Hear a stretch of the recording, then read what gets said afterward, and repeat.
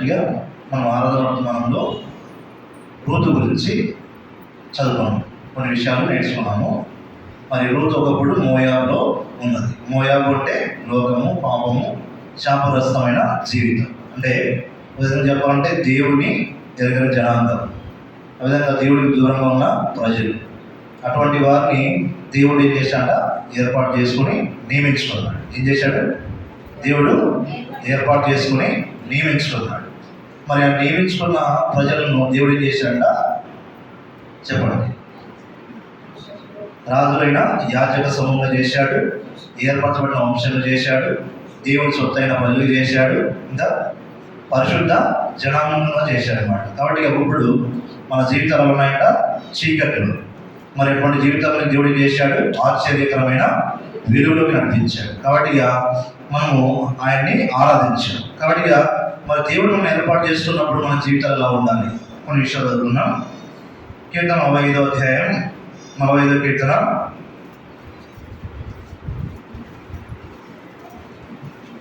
45వ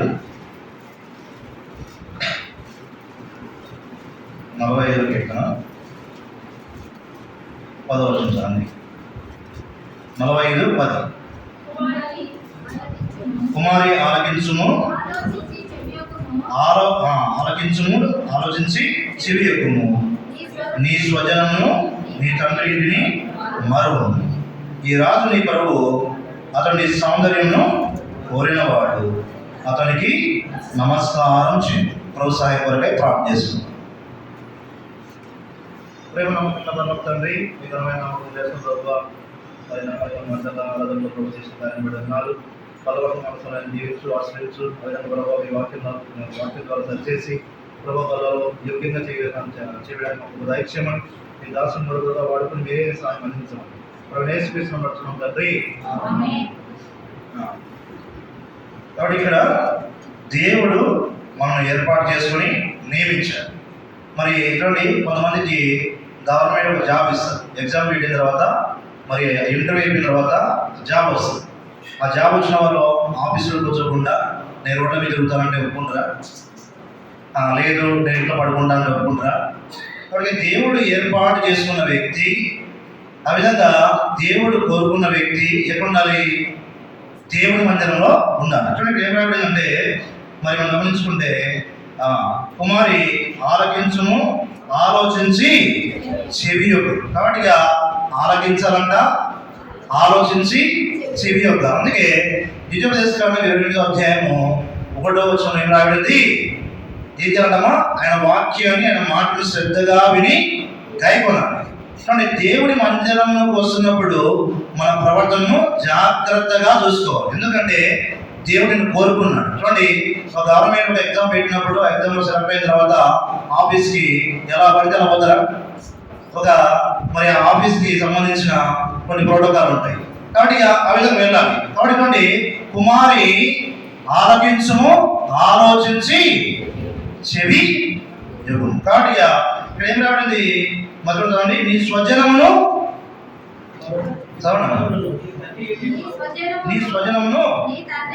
నీ తండ్రి ఇంటిని మరువు. కాబట్టి మనం గమనించుకుంటే ఇక్కడ రూతు జీవితంలో రూతు ఏం చేసింది? స్వజనాన్ని, సొంత ఇంటిని విడిచిపెట్టింది. కాబట్టి మరి నీ దేవుడే నా దేవుడు, నిన్ను నన్ను మరణం తప్ప వేరొకటి వేరు చేయదని చెప్పింది. ఎంత గొప్ప తీర్మానం అది! ఇటువంటి మనం గమనించుకుంటే, అందుకే మన జీవితాల్లో కూడా అటువంటి తీర్మానం ఉందా అని గమనించుకోవాలి. చూడండి, ప్రభు బల్లలో చెయ్యి వేయకముందు, ఆయన శరీరము, ఆయన రక్తాన్ని మనం సేవించక ముందు మనము మా స్వజనము మర్చిపోతున్నామా? సొంత ఇంటిని మర్చిపోతున్నామా? కాబట్టి ఆ విధంగా దేవుని వెంబడిస్తున్నామా లేదా? దేవుడి మందిరాన్ని జ్ఞాపకం చేసుకుంటున్నామా లేదా మనం గమనించుకోవాలి. చూడండి, స్వజనమును, సొంత ఇంటిని మరువు అంటున్నాడు. మరేమంటాడు?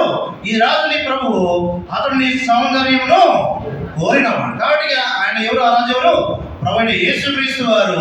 ఆయన నీ సౌందర్యాన్ని కోరుతున్నాడు. కాబట్టి ఈ చూడండి, చాలా మంది జీవితాల్లో ఎందుకు నష్టపోతున్నామంటే, ఎందుకు మన జీవితంలో పతనాలు ఉంటున్నాయంటే, ఎందుకు మన జీవితంలో గొడ్డుపారిన స్థితికి వెళ్తున్నామంటే కారణం ఏంటంటే స్వజనాలను మర్చిపోలేకపోతున్నాం, సొంత ఇంటిని మర్చిపోలేకపోతున్నాం. అంటే మన సొంత ఇష్టాలు నెరవేర్చుకుంటున్నాం, మన సొంత ఆలోచనలు జరిగిస్తున్నాం. అది ఆ విధంగా దేవుడు ఏమన్నా అంటే నీ స్వజనమును నీ సొంత ఇంటిని మరువము. మరి ఏమన్నాడమ్మా, ఈ రాజు నీ సౌందర్యమును కోరినవాడు, ఆయన్ని వెంబడించమంటున్నాడు. అందుకే నీ వాక్యము నా పాదములకు దీపమై ఉన్నది. ఏమన్నారమ్మా, నీ వాక్యము నా పాదములకు దీపమై ఉన్నది. కాబట్టి ఆ పాదములకు దీపమై ఉన్న వాక్యాన్ని వెంబడించాలి. ఆ పాదములకు వెలుగుగా ఉన్న ఆ వాక్యాన్ని వెంబడించాలి. కాబట్టి చీకట్లో నడవలేం, వాక్యం అనే వెలుగులోకి నడవాలి. కాబట్టి చూడండి, చాలా మంది చూడండి, దేవుని మందిరాన్ని వెంబడించేవారు ఎంతమంది ఉంటారు? దేవుని మందిరాన్ని వెంబడించడం, దేవుని సేవకులను వెంబడించడం, దేవుని యొక్క వాక్యాన్ని వెంబడించడం చాలా తప్పుగా ఉంటుంది.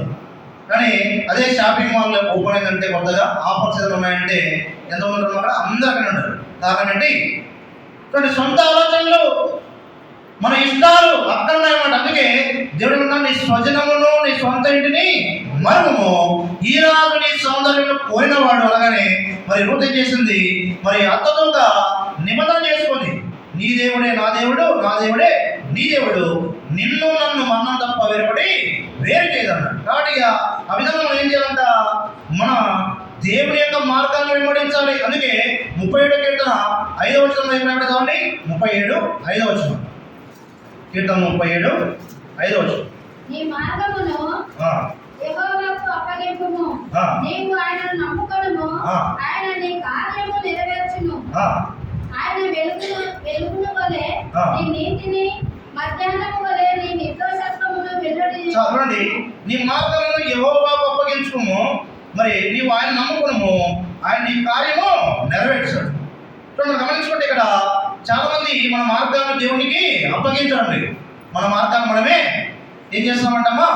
మనమే చూసుకుంటున్నాం. కాబట్టి ప్రభు ఇది నీ చిత్తం ఉందా లేదా, ప్రభు నీ చిత్తం నడుస్తున్నాను లేదా, ఇది నీకు వాక్యానుసారం ఉందా లేదా అని చాలా మంది వాక్యంతో మరి ఏం చేస్తుంటే సరి చేసుకోవడం లేదు. ఇక్కడ ఏం రాబడింది? నీ మార్గము యెహోవాకు అప్పగించుకును, ఆయన కార్యము నెరవేర్చును.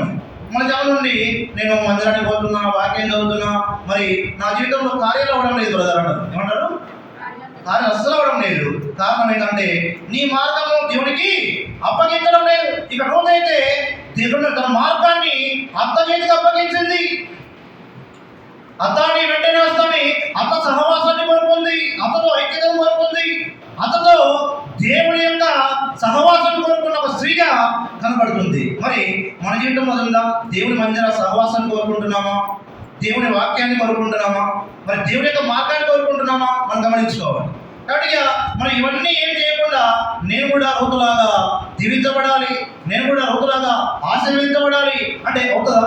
కాబట్టి చూడండి, రూతు జీవితంలో మరి స్వజనము లేరు, సొంత వారు లేరు. అంటే తన ప్రాంతాన్ని, తన యొక్క ఊరిని, తన యొక్క సొంత జనాన్ని మరిచిపోయి దేవుని వైపు చూసింది. కాబట్టి ఆ విధంగా మనం కూడా ఏం చేయాలంట?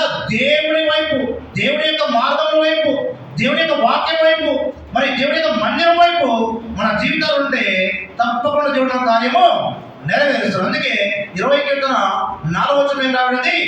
20 కీర్తన 4వ వచనంలో నీ కోరికలు సిద్ధింపజేసి నీ ఆలోచన సఫలపరచను గాక అని వాగ్దానం వస్తే ఈసారి నా కోరికలన్నీ నెరవేరుతాయి అనుకుంటాం. కానీ ఒక్కటి నెరవేరు. కారణం ఏంటి? మన మార్గాలు కానీ లేవు, మన మార్గాలు దేవుని వైపు లేవు. అందుకే యేసు వైపు చూడొచ్చు. ఈ పరుగు పందెంలో ఓపికతో పరిగెత్తాలంట. ఎలా పరిగెత్తాలమ్మా? ఆ రోజు వెంటనే బోయాజు పదైపోయిందా? వెంటనే బోయాజు పెళ్లి చేసుకుందా? మరి దాని వెనకాల కథ ఉందన్నమాట. అటువంటి అతతో పోతే నాకేమొస్తుంది, ఆ ముస్లిం పోతే నాకేమొస్తుంది అనుకోలేదన్నమాట. చాలా మంది నుండి మరి అత్త వాళ్ళు ఏమన్నా ముస్లిం వాళ్ళు అయిపోయిన తర్వాత అత్త వాళ్ళని చూసుకుంటారా? అదే అమ్మ వస్తే ఇంకా ఉరికిస్తారు అన్నమాట. ఎవరిని? ఇంట్లో వారు. మా అమ్మ వచ్చింది, మా అమ్మ వచ్చిందని. ఆ విధంగా మనం గమనించుకుంటే ఇక్కడ రూతు మరి అమ్మను మర్చింది, మరి స్వజనంలో మర్చింది, సొంత ఇంటిని మర్చింది, మర్చిపోయి అత్తను వెంబడిస్తుంది. ఎవరిని? ఈ ఒక్క రూతు గ్రంథం లేకుంటే బాగుంటుంది కదా అనిపిస్తుంది కదా. పొరపాటు వీటి ఆ విధంగా దేవుడు మరి ఆ రూతు జీవితంలో మరి అత్తలో ఏమన్నా దేవుని యొక్క ఆత్మ ఉంది, దేవుని యొక్క వాక్యం ఉంది, దేవుని యొక్క వెలుగు ఉందని గ్రహించింది. చూడండి, ఆ విధంగా దేవుని యొక్క ఆత్మ, దేవుని యొక్క సహవాసం, దేవుని యొక్క ఐక్యతను కోరుకున్నారు. మరి మనం ఎవరి యొక్క సహవాసం కోరుకుంటున్నాం గమనించుకోవాలి. మరి డబ్బును చూస్తున్నామా, లోకాన్ని చూస్తున్నామా, మరి ఆ విధంగా మనం ఎవరిని వెంబడిస్తున్నామో మనం గమనించుకోవాలి. కాబట్టి రూతులాగా మనం కూడా మన జీవితాన్ని, మన మార్గాన్ని, మన యొక్క తలంపుల్ని ప్రభువుకు అప్పగించాలి. ఆ విధంగా దేవునికి నువ్వు అప్పగించి నడిచినప్పుడు తప్పకుండా నీ కోరిక సిద్ధపజేసి నీ ఆలోచనను సఫలపరుచును గాక. చూడండి, ఫిలిప్పీయులకు రాసిన పత్రిక 4వ అధ్యాయము 19వ వచనంలో క్రీస్తు యేసు మహిమలో మీ ప్రతి అవసరం తీర్చబడిన అంటే అమ్మాయ్యా అయిపోయింది అనుకుంటాం. ఏమనుకుంటాం? అన్ని అవసరాలు తీర్చబడతాయి ఈ సంవత్సరం అనుకుంటాం. మరి ఎలా తీర్చబడతాయి? క్రీస్తు యేసు మహిమలో మీ ప్రతి అవసరం తీర్చబడును అని వాక్యం వింటాము. ఆ వాక్యం వచ్చిన వెంటనే సంతోషపడతాము. తర్వాత నీరు చల్లారిపోతారు. ఏమైంది? మరి ఈ సంవత్సరం ఈ వాగ్దాన యుగంలో నెరవేరలేదు. కారణం ఏంటి? మనము ఆయనకు అప్పగించుకోలేదు, మన మార్గాన్ని ఆయన వెంబడించలేదు, మరి ఆయన వైపు చూడలేదు. కాబట్టి మన జీవితంలో దేవుని యొక్క వాగ్దానాలు ఇంకా నెరవేర్చేదంటే కారణం ఏంటంటే దేవుని యొక్క వాక్యము, దేవుని యొక్క ఆత్మ, దేవుని యొక్క సహవాసం, దేవుని యొక్క ఐక్యత మన జీవితంలో లేకపోవడం ద్వారా మనలో ప్రతి అవసరం తీర్చబడట్లేదు, మన కోరికలు తీర్చబడట్లేదు. మరి ఇంకా మనం చెప్పినామా, మన మార్గం ఆయనకు అప్పగించుకుంటే ఆయన చేస్తాడ కార్యము నెరవేరుస్తాడు. చూడండి, మా ఈ సంవత్సరము నీవు నడుచు మార్గమంతలోని దేవుడిని నీకు తోడుగా ఉన్నాడు. దేవుడు తోడుగా ఉంటాడు. నీ ముందు నడుచువాడు యెహోవా. చూడండి, ఆ వాగ్దానం చూస్తాం. ప్రభువా నా ముందు నువ్వే నడుచుని మనమే ముందు నడుస్తాం. ప్రభుని వెనుక పెట్టేసి మనమే ముందు నడుస్తాం. పాట అన్నమాట, నేను హెచ్చాలి యేసు నీవే తగ్గాలి. ఇక్కడ మనం హెచ్చించుకుంటున్నాం, దేవుని తగ్గిస్తున్నాం. చాలా మంది పాట నేను తగ్గాలని పడతారు, కానీ వారి జీవితంలో హెచ్చింపు ఉంది. అందుకే తను తాను తగ్గించుకున్న వాడు తాను హెచ్చింపబడేది రాబడింది. కాబట్టి రూప జీవితంలో తగ్గింపు ఉంది. ఈ రోజు ఏమన్నా తగ్గింపు ఉంది, దీనత్వం ఉంది, మరి లోపడే మరి స్వభావం ఉంది. మన జీవితంలో ఏముంది మనం గమనించుకోవాలి. మరి ఆ విధంగా నువ్వు పరిశుద్ధమైన పవిత్రమైన మీ హస్తంతో మరి ఆయన శరీరాన్ని, ఆ రక్తాన్ని నువ్వు సేవిస్తే అప్పుడు నీ జీవితంలో కూడా ప్రతి అవసరము తీర్చబడతాయి. కాబట్టి మరి ఈ సంవత్సరం కూడా వాగ్దానం ఏంది? జీవజన్మ బొగ్గలేదన్నమాట. కాబట్టి మరి ఎటువంటి జీవజన్మ మన జీవితంలో కాబట్టి ఏం చేయాలా? మనం ముందర గడవాలా, మన నడిచే మార్గంలో ఆయన ఉండాలా, మన మార్గంలో ఆయనకు అప్పగించుకోవాలా. ఇవన్నీ లేకుండా నా జీవితంలో కూడా కార్యం అవ్వాలా, నా కోరిక కూడా నెరవేర్చబడాలా, మరి ఆ విధంగా నా హృదయ వాంఛను తీర్చాలి అని మనం అనుకుంటే అదవుతుంది. కాబట్టి ప్రభు యొక్క శరీరము పవిత్రమైనది, నిష్కలంకమైనది. మరి ఆయన దీనుడిగా, రిక్తుడిగా, మరి మానవుడిగా, మరి పాప శరీరంలో పాపంగా చేయబడి ఎంతో తగ్గించుకొని నీ కొరకు, నా కొరకు, సమస్త మానవుల కొరకు ఆయన ప్రాణం పెట్టే దేవుడు. మరి అటువంటి దేవుడే మరి దేవాది దేవుని సమూహాన్ని వదిలిపడి కిందికి వచ్చాడు. వచ్చినప్పుడు మనం ఎలా ఉండాలి? మరి అటువంటి మాదిరికరమైన జీవితం ఉందా మనం గమనించుకోవాలి. కాబట్టి ఆ విధంగా రూపలాగా మనము అతను వెంబడించడమే కాకుండా మరి అతను ఏం చెప్పింది, అమ్మా నువ్వు బోయాజులో వెళ్ళి పరుగు నేర్పమంటే నీ మాట ఎందుకంట, నువ్వు భోజనం పోండదా అని అత్త మాట లోపడింది. మరి ఆ పొలంలోకి వెళ్ళింది, ఆ పొలంలో పని చేసుకుంటా ఉంది. అంటే అందుకే 120 గంటల్లో పాట, నీ చేమలో నీవు నీ చేతిలో కష్టాలతో అనుభవించదు, నీ ధనుడు నీకు మేలు కలుగు. కాబట్టి మన చేతిలో కష్టాలతో మనం అనుభవించాలంటే మనం ఏం చేయాలి? దేవునికి లోపడాలి, విధేయత చూపించాలి, మన మార్గం ఆయనకు అప్పగించాలి. ఇంకేం చెప్పుకున్నామా చెప్పండి. మన ముందర దేవుడు నడవాలి, ఇంకా మన నడిచే మార్గంలో దేవుడు ఉండాలి. మరి మరి అదేవిధంగా దేవుడి యొక్క సహవాసాన్ని కోరుకోవాలి, దేవుడి యొక్క ఐక్యతను కోరుకోవాలి. ఇంకా స్వజనమును సొంత ఇంటిని మరువు. కాబట్టి ఎప్పుడు అంటే చాలామందికి ఇంటి మీద దృష్టి ఉంటుంది అన్నమాట. అక్కడ మందిరానికి పోతారు, ఇంట్లో పని ఉందంటారు, ఇంట్లో పని ఏ పని ఉండదు. కాబట్టి ఇటువంటి మందిరము యొక్క దృష్టి ఉండదు, కానీ మన యొక్క సొంత పనుల మీద దృష్టి ఉంటుంది, మన సొంత ఆలోచన మీద దృష్టి ఉంటుంది. మరి నేను ఒక అన్న అక్కడ గేట్ దగ్గర గుడి చేస్తుంటే ఒక అన్న ఏమన్నా అంటే ఇక్కడ నిలబడిన ఎందుకన్నా అంటే ఆ బుక్స్ కొనడానికి అన్నా ఏమన్నాడు, అక్కడ జయరాజన బుక్స్ కొనడానికి అన్నా అంటే కొనుక్కోనంటే కొనుక్కోండి, అంటే అది ఒక సాకు అనమాట. రేపు బుక్ కొనడానికి ఎవరు ఉన్నా నన్ను పంపించదు అంటే అది నిజమా అబద్ధమా? అబద్ధం. చూడండి, ఆ విధంగా మన హృదయంలో సత్యం ఉండాలి, మన మాటల్లో సత్యం ఉండాలి, మన ఆలోచనలో సత్యం ఉండాలి. ఆ విధంగా దేవుడికి సత్యంగా జీవించాలి. ఓర్పై చేసింది అతను ముద్దు పెట్టుకొని వెళ్ళిపోయింది. కానీ ఇదే ముందు హత్తుకుంది, విడిచిపెట్టలేదన్నమాట. ఆ విధంగా మనం కూడా మరి ఆ విధంగా మరి ఒకరిని ఒకరు హత్తుకునే మరి అటువంటి సహవాసంలో ఉంటున్నామా? ఒకరేమో బాగుపడుతుంది, ఇంకొకరికేమో అసూయ. మనసులో ఏముంటుంది? బాపలే కట్నం ఉన్న పెళ్ళి. కానీ మనసులో ఏముంటుంది? అసూయ, ద్వేషం. మరి ఇటువంటి ద్వేషంతో, అసూయతో, ఇటువంటి ఆలోచనతో మనం పనులు చేస్తే ప్రభు అంగీకరిస్తాడా? ఏ మాత్రమో అంగీకరించడు. కాబట్టి ఇక మన యొక్క ఆలోచనలు కానీ, మన యొక్క హృదయ తలంపులు కానీ ఆయన అన్ని ఎరిగినాడు. అందుకే 130 క్రితంలో నీ నడక, నీ పడక, నీ మొత్తం పని చేస్తున్నాడు. కాబట్టి నువ్వు ఏం ఆలోచన చేస్తున్నా కూడా నీ ఆలోచన చేయకముందే ఆయన ఎరిగినాడు. కాబట్టి ఇక ప్రభు యొక్క సన్నిధిలో ఉంటున్నాం, ప్రభు యొక్క మరి వాక్య అనుభవంలో ఉంటున్నాం. మరి వాక్యం ద్వారా సరి చేసుకొని మనం ఏం చేయాలంట? ఆ బల్ల చేయాలి, ఆయన రక్తాన్ని సేవించాలి. అది పరిశుద్ధమైన రక్తం, పవిత్రమైన రక్తం, నిష్కలంకమైన రక్తం. ఆయన ఎంతో క్రయం చెల్లించాడు. ఏం చేశామా? ఎంతో క్రయం చెల్లించాడు. కాబట్టి ఇక్కడ రోజుల్లో కూడా మరి ఎంతో ప్రయోజనం ఉంది. సొంత ఇంటిని మర్చింది, స్వజనం మర్చింది. అదేవిధంగా మరి ఆ అత్తతో సహవాసాన్ని కోరుకుంటూ అత్తతో నడిచిన స్త్రీ. కాబట్టి ఆ విధంగా మనం గమనించుకుంటే ఆమె ఏం ఆశించలేదు. మరి ఓర్పు ఏమనుకున్నది? నాకేం లాభం ఉంది ఈ ముసలాయన పోతే, ఇంకా నాకు వయసు ఉంది కదా, పెళ్లి చేసుకోవచ్చు కదా అనే లోకపు ఆలోచన, లోకపు యొక్క హృదయంలో వెళ్ళిపోవడం ద్వారా ఓర్పు యొక్క జీవితము బైబిల్లో లేదు. అదేవిధంగా ఈ లోకపు ఆలోచనలు, లోకపు జీవితం మర్చిపోయిన ఈ రోజు యొక్క జీవితము బైబిల్ చేర్చదు. కాబట్టి మనం కూడా ప్రభు జ్ఞాపకం చేసుకోవాలంటే మనం ఏం చేయాలి? ఏం చేయాలమ్మా చెప్పండి. రోజులలో 1వ అధ్యాయము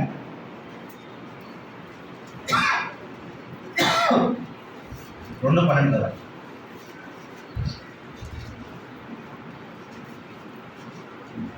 యెహోవా నీవు చేసిన దానికి ప్రతిఫలం ఇచ్చును. ఇశ్రాయేలీయుల దేవుడైన యెహోవా రెక్కల కింద సురక్షితముగా నుండునట్లు నీవు వచ్చితివి. ఆయన నీకు సంపూర్ణమైన బహుమానం ఇచ్చి యెహోవా నీవు చేసిన దానికి ప్రతిఫలం ఇస్తాడు. కాబట్టి దేవుని మందిరంలో ఏ పని చేసినా మరి మనం చేసిన పనికి ప్రతిఫలం ఉంటుంది. అందుకే వాడి క్రియల చొప్పున ఏమిస్తున్నాడు? ప్రతిఫలం ఇస్తాడు అన్నాడు. కాబట్టి దేవుని మందిరంలో మనం దేవుని మందిరానికి నమ్మకంగా వస్తున్నామా? సమయానికి వస్తున్నామా? మరి ఆ విధంగా మరి అన్ని విషయాల్లో దేవుడు మనం చూస్తున్నాడు అనే విషయాన్ని మనం గమనించుకుంటున్నామా? గమనించుకోవాలి. కాబట్టి ఇలాంటి మరి కొంతమంది మరి దేవుడి మందిరానికి ఆలస్యంగా వస్తారమ్మా, ఆలస్యంగా. మరి అదేవిధంగా దేవుడి వాక్యాన్ని కూడా నిర్లక్ష్యంగా వింటారు. మరి అటువంటి వారికి ప్రతిఫలం ఉంటుందా? ఏ మాత్రం ఉండదమ్మా. అందుకే దేవుని మందిరం యొక్క ఆసక్తి మనలో ఉండాలి. ఉదయాన్నే లేచిన వెంటనే వేరే ఆలోచన లేకుండా దేవుని మందిరానికి పరుగు వచ్చినప్పుడు నీకు దేవుడు ప్రతిఫలం ఇస్తాడు. మరి ఆ చదవని విషయం ఏమిటో 12. ఇశ్రాయేలు దేవుడైన యెహోవా రెక్కల కింద సురక్షితంగా ఉన్నట్టు నీవు వచ్చిందివి. ఆయన నీకు సంపూర్ణమైన బహుమానం ఇచ్చుని ఉత్తరం ఇచ్చింది. కాబట్టి మనం ఎక్కడ రావాలమ్మా? ఆయన రెక్కల కిందకి రావాలి. ఆయన యొక్క రెక్కల కిందకి రావాలంటే రెక్కలకి మనం దేవుడి మందిరంగా భావించుకున్నప్పుడు మరి దేవుడి మందిరంలో ఉండాలి. మరి ఆయన ఆశ్రయం కింద ఉండాలి, ఆయన సన్నిధిలో ఉండాలి. మరి ఆ విధంగా నువ్వు జీవించినప్పుడు తప్పకుండా నీ జీవితంలో ఏముంట? సురక్షితంగా జీవిస్తామంట. ఎటువంటి అపాయం ఉండదు, ఏ కీడు ఉండదు, ఏ నష్టం వాటిల్లదు. మరి ఆ విధంగా మన జీవితంలో ఆ కీడు, ఆ నష్టము, ఆ అపాయాలు వస్తున్నాయంటే కారణం అంట మనం ఆయన రెక్కల కింద లేము.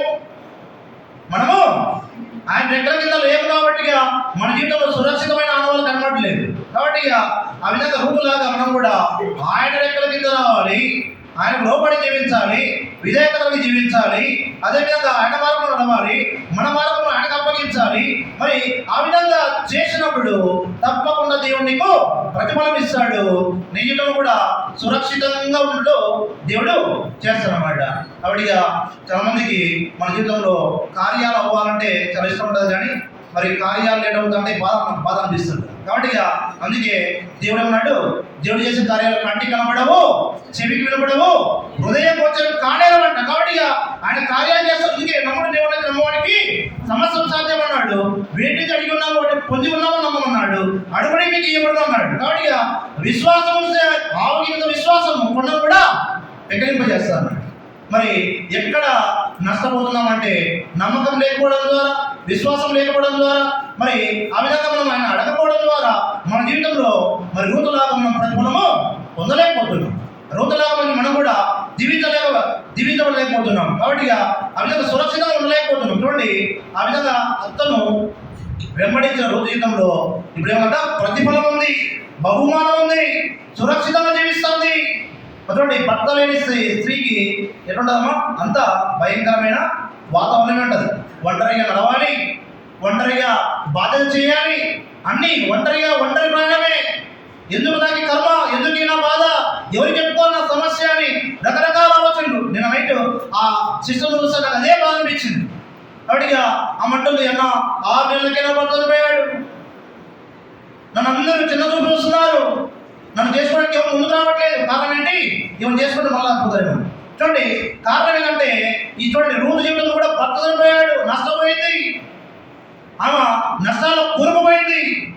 కానీ రూతు సమర్పించబడింది. రూతు జీవితంలో నష్టం లాభంగా మారింది. రూతు శాపగ్రస్తులైన రూపు ఇక్కడ ఆశీర్వదించబడింది. కారణం ఏంటి?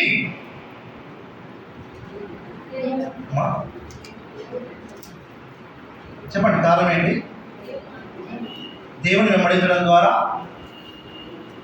ఆమె మార్గాలు దేవునికి అప్పగించడం ద్వారా, దేవుడిని లోబడడం ద్వారా, విధేయత చూపించడం ద్వారా, మరి ఇవన్నీ ఉన్నాయన్నమాట. ఇవన్నీ లేకుండా మనము దేవుని ఏ విధంగా వెంబడిస్తాం. అందుకే 1 యోహాను 4వ అధ్యాయము 20వ వచనం. 1 యోహాను 4వ అధ్యాయము 20వ వచనం. ఎవడైనాను దేవుణ్ణి ప్రేమించుచున్నానని చెప్పి తన సహోదరుని ద్వేషించిన అతడు అబద్ధికుడను. కనుకండి, ఈ రూతు అతను ప్రేమించింది, హత్తుకుంది, వెంబడించింది, లోపడింది. ఇప్పుడు ఈ కాలం చూడండి, అక్క బాగున్నావు అక్క అంటారు, కానీ లోపల మొత్తం ద్వేషినాడు. ఏమంటుంది అక్క? ఒక అక్క పడుతుంటే ఇంకో అక్కకి నచ్చదు. ఒకరోజు మేము అక్కడ కాలిపెట్టి ఉన్నప్పుడు సువాన్ చేస్తుంటే మాకు ఒక వ్యాన్ ఇచ్చారు. అన్న ఈ వ్యాన్ రీచ్ చేయమన్నారు. ఒక అక్క నాకు వచ్చి ఎవరనుకో ఆ అక్క అయిపోతే నేను ఈ వ్యాన్ ఎక్కన్నాను. సరేమ్మా, మీ ఇద్దరు ఎక్కడికి నేను తింటాను. చూడండి, కారణం ఏంటంట, ఆ అక్క అయిపోతే ఈ అక్క ఎక్కదు, ఈ అక్క అయిపోతే ఆ అక్క ఎక్కదు. కారణం ఏంటి? ద్వేషం. కానీ దేవుడిని ప్రేమిస్తున్నామంటే చాలా ప్రేమిస్తున్నామన్నా. గంట ప్రార్థన చేస్తా, గంట వాక్యం చదువుతా, చేస్తామా, గంట ప్రార్థన, గంట వాక్యం తర్వాత చేసిందని చూడండి. అందుకే కనిపించే సహోదరుని ప్రేమించని వాడు కనిపించని దేవుణ్ణి ప్రేమించలేడు. అది అబద్ధం అంట. కాబట్టి మనం అనుకుంటాం బయటికి ఎందుకే నీతి వస్త్రాలు వేషం వేసుకుంటారు. ఏ వేషము? నీతి వస్త్రాలు వేషం. అన్నా ప్రజలన్నా బాగున్నావునా అంటారు, బాగుపోతారు. మరి ఇలా జీవిస్తూ పనులు చేవేస్తే ప్రభావం గిరిస్తాడా? ఇలా జీవిస్తూ మనము ఆయన సేవిస్తే ఆయన ఒప్పుకుంటాడా?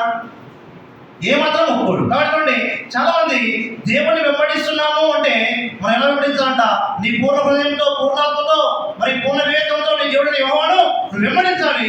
నిన్ను వాళ్ళని పొరుగు వాళ్ళని ప్రేమించాలని మరి 2 ఆజ్ఞలు ఉన్నాయి కదా, అది మర్చిపోయాడు అన్నమాట. అది ఆ టైంలో గుర్తుకు రాదు, వచ్చినా కూడా దాన్ని పక్కన పెడతారు అనమాట. అందుకే పాట పాడుకున్నాం, నేను హెచ్చాలి యేసు నీవు తగ్గాలి. అంటే దేవుని పూర్తిగా కనుమరుగు చేస్తున్నాం, మనం కనబరుచుకున్నాం. కాబట్టి మరి మన ఎదుట ప్రభు యొక్క శరీరం ఉంది, రక్తం ఉంది. కాబట్టి మనం ఏం చేయాలి? మనం నిజంగా మరి ఆ సోదర ప్రేమ కలిగి ఉన్నాము. అందుకే సోదరుల ఐక్యత కలిగి ఉంటా ఎంతో మేలు, ఎంతో మనోహరం అన్నాడు. మరి ఐక్యత లేకపోతే ఆ మేలు ఉండదు, ఆ మనోహరం ఉండదు. కాబట్టి ఆ విధంగా దేవుని ప్రజల మధ్య ఉండాలంట, ఐక్యత ఉండాలా, ప్రేమ ఉండాలా, సహవాసం ఉండాలా. మరి ఇవన్నీ లేకుండా నేను యేసుప్రభువుని నమ్మకుండా, నేను రక్షణ పొందకుండా, నేను 34 సంవత్సరాల నుంచి నేను మందిరానికి వస్తున్నా అంటే అవుతుందా? ఏ మాత్రం అవ్వదన్నమాట. కాబట్టి అందుకే మా మొదటివాడు కడపటివాడవును, కడపటివాడు మొదటివాడవును, నువ్వు ఎవరో తెలియదు పో అన్నాడు. ఏమన్నాడు? ప్రభువా నీ నామం నేను దయ్యాలు వదిలించలేదా, నేను అద్భుతాలు చేయలేదా అంటే ప్రభు ఏమంటాడు? నువ్వు ఎవరో నాకు తెలియదు నాయన, నువ్వు పక్కకి వెళ్ళాలి. కాబట్టి మనము అటువంటి స్థాయికి రాకూడదు.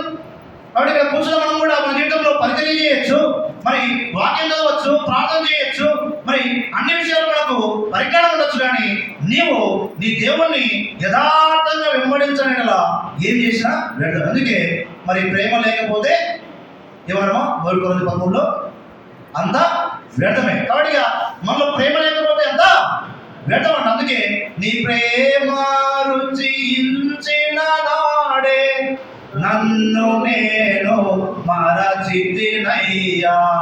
కాబట్టి ఆయన ప్రేమ ఉంటే మనం మర్చిపోతాం. ఈ లోకం ఉండదు, లోక బాధ్యతలు ఉండవు, ఈ దేశాలు ఉండవు. ఆయన ప్రేమ ద్వారా మనం మర్చిపోయి దైవికంగా జీవిస్తామంట. మరి అటువంటి జీవితం ఉందా? గమనించుకో. కాబట్టి మరి రూతు మరి అత్తను వెంబడించడమే కాకుండా, సహవాసం కోరుకోవడమే కాకుండా, మరి అత్తను ప్రేమించడమే కాకుండా, అత్తకు లోబడుతుంది. ఎవరికమ్మా? అత్తకి లోబడుతుంది. మరి అత్త చెప్పిన పని చేస్తుంది. అంటే ఆ బోయాజు పొలంలో కూడా కష్టపడుతుంది. కాబట్టి దేవుని మీద మనం కష్టపడుతున్నామా? మరి మరి అదేవిధంగా దేవుని యొక్క సేవకు సహకరిస్తున్నామా? మనం గమనించుకోవాలి. ఇప్పుడు చూడండి, ఒకరోజు మా ప్రాంతంలో వరంగల్ ఉన్నప్పుడు ఏం జరిగిందంటే, ఒక అన్న ఫోన్ చేసి అన్న మందిరంలో పడింది అన్న ఏమన్నాడు? అన్న ఇక్కడ లేదన్న, వరంగల్లో ఉన్నాను. ఎక్కడున్నాడు? నేను ఆయన ఇంటి పక్కన నిలబడి ఆయన చూసే ఫోన్ చేసి, ఆయన అక్కడే ఉన్నాడు. ఏమన్నాడు? నేను వరంగల్లో అన్నాడు. పోయి అన్న దగ్గర పోయి అన్న పొరపాటు అయిందన్న అంటే కారణం ఏంటి? ఎవరిని మోసం చేయాలని. కాబట్టి ఇక్కడ మనం గమనించుకుంటే మనమే మోసం చేసుకుంటున్నాం. కాబట్టి దేవుని పని ఇది. ఈ రోజు చూడండి, ఆ బోయాజు పొలంలో కష్టపడుతుంది. మరి అది గమనించిన బోయాజు మర్చిపోయాడా? అందుకే ప్రతిఫలం, అందుకే బహుమానం, అందుకే సురక్షితమైన జీవితం. మన జీవితంలో ఎందుకు బహుమానం లేదు? మన జీవితంలో ఎందుకు జీవలేదమ్మా? చెప్పండి. బహుమానం లేదు, సురక్షితం లేము, ఇంకా ప్రతిఫలం లేదు. కారణం ఏంటంటే యథార్థంగా లేదు. అందుకే యథార్థవంతుల యొక్క గుడారం వర్తిల్లుతుందని రాయబడింది. యథార్థవంతులకు ఏ పేరు చేయడం మానన్నాడు. మరి ఆ విధంగా మనం ఏం చేస్తున్నామంట? ఇబ్బందులకు, నష్టాలకు గురి చేసుకుంటున్నాం. కాబట్టి చూడండి, ఆ విధంగా పొలంలో ఆ పరిగెట్టున్న రూటును గమనించింది ఎవరు? బోయాజు. మరి అందుకే మనం ఏ పని చేసినాకే 1:9-3 ఏం రాయబడింది?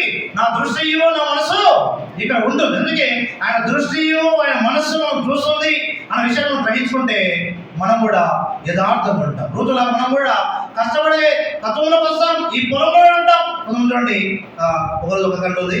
మరి నేను గద్దిస్తే అన్న నేను ఇంకో మందిరానికి వెళ్ళిపోతాను. ఏమంటుంది? ఇంకో మందిరానికి వెళ్ళిపోతాన్నది. వెళ్ళిపోవడం వల్ల నష్టం ఎవరికి? వాళ్ళకి. ఎటువంటి? అందుకే నీవు ఈ పొలంలో తప్ప ఇంకో పొలంలోకి వెళ్ళదన్నాడు. కారణం ఏంటి? కాబట్టి మరి ఆ నీతి మందులు గర్జించుట నాకు ఏమవుతామో దైవాభిషేకం. ఆ విధంగా దైవజనుల ద్వారా కానీ, దేవుని యొక్క వాక్యం ద్వారా కానీ మనకు ఏదైనా పుచ్చుకుంటుందంటే అది మనకి తైలాభిషేకం అంట. శ్రేయస్కరమైన ఆశీర్వాదం అంటది. అటువంటి ఆశీర్వాదాలు మనము పొందుకోవాలంటే దేవునికి రోజులాగా మనం కూడా యథార్థంగా జీవిస్తాం. చూడండి, మరి ఆ బోయాజు ఉన్న ఈరోజు మరి అర్థమాట చెప్పి బోయాజు యొక్క పాదం దగ్గర వచ్చింది. ఎప్పుడు వచ్చిందమ్మా? పాదం అంటే దేవుని యొక్క సన్నిధిలో. మరి ఆ విధంగా మనం కూడా దేవుని సన్నిధిలో మోకరించి ప్రార్థన చేస్తున్నామా? మరి దేవునికి మొరపెడుతున్నామా? సంఘక్షేమం కోసం కానీ, దైర్యం కోసం కానీ, మరి జరిగే సువార్త కోసం కానీ మనం ప్రార్థన చేస్తున్నామా? గమనించుకోవాలి. మరి దేవుని సన్నిధిలో మనము ఆ విధంగా రూతులాగా బోయాజు పాదము మరి పాదంలో ఉన్న రూతు మరి ఆ విషయాన్ని చూసిన బోయాజు ఏం చేశాడు? రూతును సొంత భార్యగా స్వీకరించాడు. కాబట్టి మనం కూడా ఒకనొక రోజు ఆయన వరుడుగా వస్తున్నాడు. మనం వధువుగా ఎత్తబడాలి. పెళ్లి కుమారుడు వస్తాడు. మనం ఏం చేసుకోవాలంట? మనం కూడా అలంకరించుకోవాలి. ప్రార్థన ద్వారా, వాక్యం ద్వారా, నీ యొక్క మాదిరికరమైన జీవితం ద్వారా మనం ఏం చేయాలంట? మనం అలంకరించుకోవాలి. అటువంటి అలంకరణ మనం ఉందా? వాటి గమనించుకోవాలి. ప్రస్తుతం ఒక ప్రాంతంలో మేము అక్కడ ప్రేమ మీద పెట్టినప్పుడు మరి అక్కడ అందరినీ ఆహ్వానిస్తుంటే నా దగ్గరికి వచ్చి అందరికీ ఆ చికెన్ చేపలు వేస్తారంటే ఆ బ్యాచ్కి మాత్రం చికెన్ ఒకటే వేయడం. ఏమంటామా? ఆ బ్యాచ్కి చికెన్ ఒకటే వేయండి, చేపలు వేయకండి. ఏమైందని అంటే అదంతే. మనం గమనించుకోండి, ప్రేమ అనేది అందరికీ సమానంగా వెళ్ళాలి. మరి ప్రేమలో ఏమన్నామా, ప్రేమలో డంబం లేదు, ప్రేమలో మత్సరం లేదు, ప్రేమలో స్వార్థం లేదు. మరి ఇవన్నీ మనము మరి మన బైబిల్లో ఉంది, కానీ అవి మనం పాటిస్తున్నాం లేదో మనం గమనించుకోవాలి. కాబట్టి మరి అందుకే మరి మరి దేవుడు రూతుని జ్ఞాపకం చేస్తున్నాడు, రూతు యొక్క జీవితాన్ని జ్ఞాపకం చేస్తున్నాడు. మరి ఆ పోయేదేవాడు, అమ్మ రూతు, నీవు నీ అర్థం చేసినంత నేను విన్నా, నేను చూసా అని అన్నాడు. మరి ఆ విధంగా దేవుడు నీ గురించి సాక్ష్యం ఇస్తున్నాడు. అమ్మ, నువ్వు దేవుడి మందిరంలో సేవకుల మాట వింటున్నావు, నువ్వు దేవుడి మందిరంలో పద్యం చేస్తున్నావు, నువ్వు దేవుడి మందిరంలో దేవుడి మాటలు లోపడుతున్నావు, సేవకుడికి విజయం చూపిస్తున్నావు అని నీ గురించి దేవుడు సాక్ష్యం ఇస్తున్నాడా? సంఘంలో సేవకుడు సాక్ష్యం ఇస్తున్నాడా? మనం గమనించుకోవాలి. చూడండి, బోయాజు ఈ రూతు గురించి సాక్ష్యం ఇస్తున్నాడు. ఇప్పుడు గమనించుకుంటే చూడండి, ఆ రూతు మరి మునుపటి ప్రవర్తన కంటే చూడండి, ఆ వెనుకటి ప్రవర్తన కంటే ఇప్పుడు ప్రవర్తన ఉందంట. కాబట్టి మనం అందుకే నీవు దేవుడి మందిరానికి వెళ్తున్నప్పుడు ఈ ప్రవర్తనలో జాగ్రత్త చూసుకోవాలి. చూపులు కానీ, ఆలోచనలు కానీ, హృదయం కానీ, నీ నడక కానీ, నీ వైఖరి మొత్తము ఏ విధంగా ఉందో మనం గమనించుకోవాలి. ఆ విధంగా అన్నీ గమనించుకున్నప్పుడే అందులో చేయవేయాలి, అందులో చేయవేయాలి. మరి ఆ విధంగా చేస్తున్నాము. అందుకే ఆ ప్రభు యొక్క శరీరము రక్తము అని మనం గ్రహింపులో రావాలి. ఆ విధంగా వచ్చి మరి అందులో మనం ఒట్టిగా చేస్తే మనం ఏమవుతామంట? నష్టాలు, కష్టాలు, పొలుగు, అటువంటి ఇరుకులు, ఇబ్బందులు అయిపోతాం. కాబట్టి ఆ విధంగా దేవుడి మాటకు లోపడాలి. ఎవరికి? దేవుడి వాక్యానికి మనం విజయం చూపించాలి. దేవుని ప్రజల యొక్క సహవాసాన్ని కోరుకోవాలి. ఆ విధంగా దేవుని మందిరం యొక్క మేలును కోరుకోవాలి. ఇటువంటి అందుకే నా మందిరం ఒక మాట ఏమన్నా, నన్ను కనపరచువాడిని నేను కనపరుస్తాను. మనం దేవుని కనపరుస్తున్నామా? నా ఆలయాన్ని పాడు చేస్తాను, నేను పాడు చేస్తాను. కాబట్టి దేవుని మందిరంలో దేవుని కనపరచాలి, దేవుని మందిరంలో దేవుని యొక్క వాక్యాన్ని కనపరచాలి. ఆ విధంగా మనం కనపరుస్తున్నామా లేదా గమనించుకోవాలి. ఇక్కడ అత్త మాటను కనపరిచిన రోజు, అత్త మాటను గౌరవించిన రోజు, అత్త మాటకు లోపడిన రోజు, అత్త మాటకు చూడండి జమదాడని రోజు. ఆ విధంగా మన జీవితాలు ఉంటున్నాయా గమనించుకో.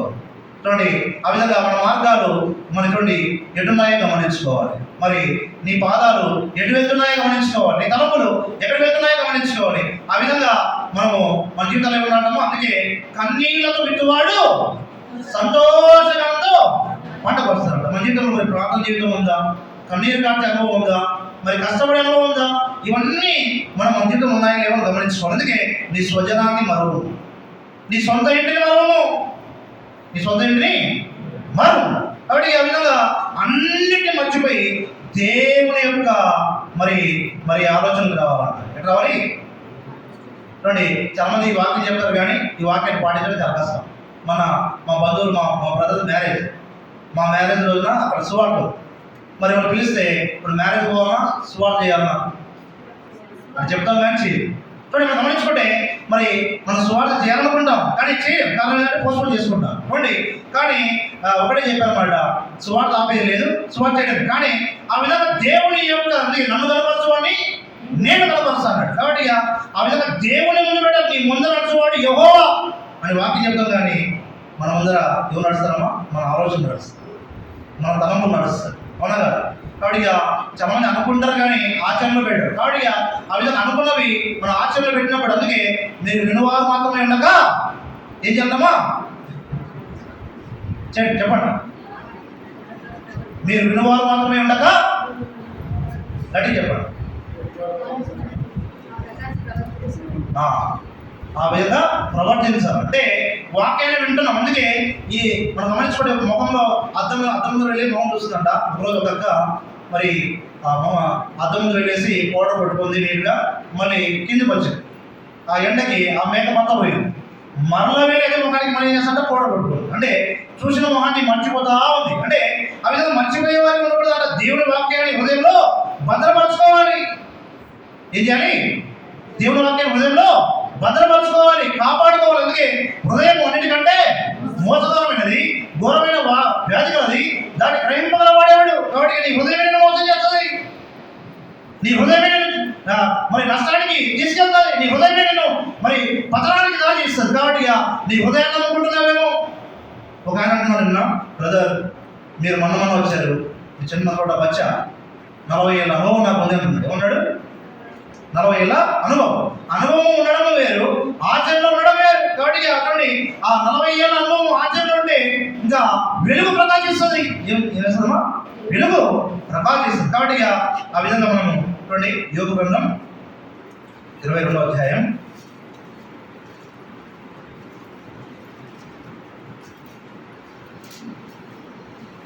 22వ అధ్యాయం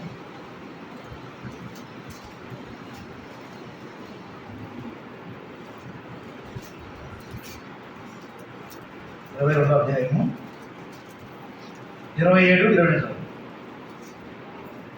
నీవు ఆయనకు ప్రార్థన చేయగా ఆయన నీ మనవి ఆలకించును. నీవు ఆయనకు ప్రార్థన చేయగా ఆయన నీ మనవి ఆలకించును. నీ మొక్కులను నీవు చెల్లించదవు.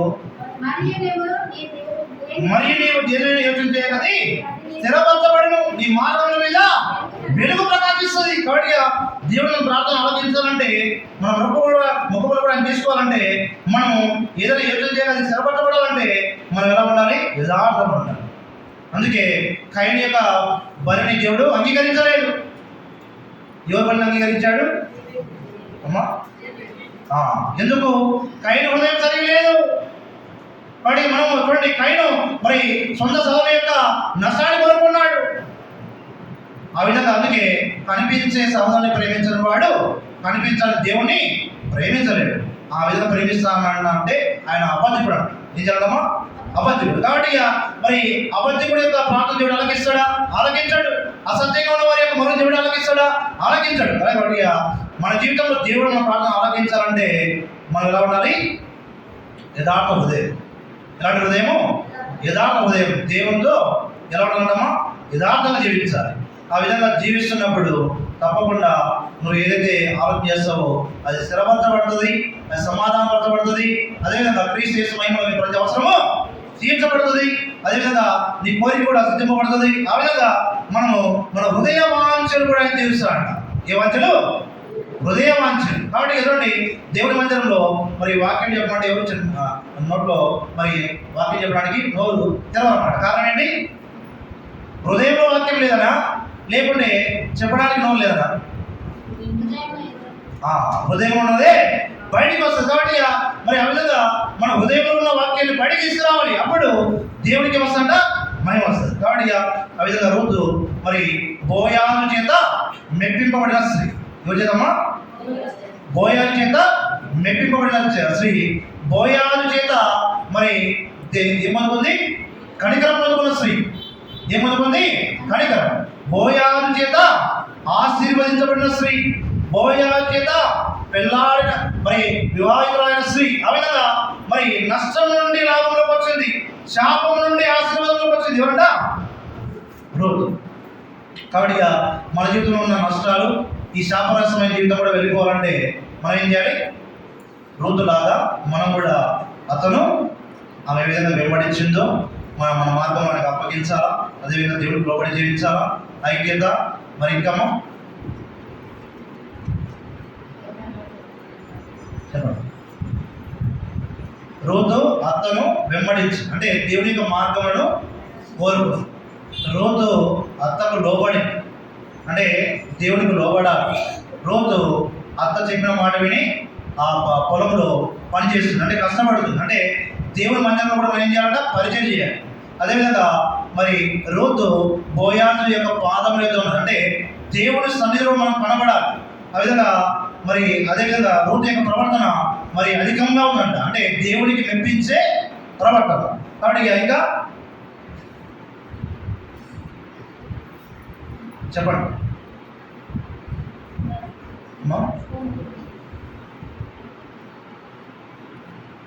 రూతు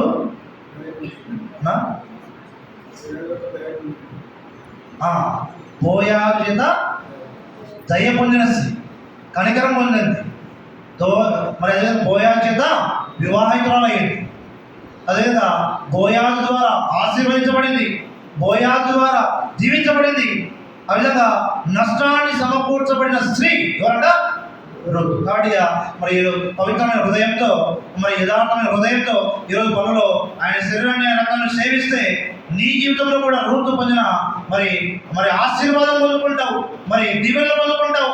మరి నీవు దేనైనా యోచన చేయనది స్థిరబద్ధపడుతుంది, సమాధానబద్ధపడుతుంది, ప్రతి అవసరం కూడా తీర్చబడుతుంది. కాబట్టి ఆ విధంగా రూతుగా మనం ఏం చేయాలంట? యథార్థంగా మనలో చేయాలి. దేవుడు వాక్యాన్ని దీవించి ఆశీర్వదించుతాం. మోకరించండి, ప్రార్థన చేసుకుంటాం.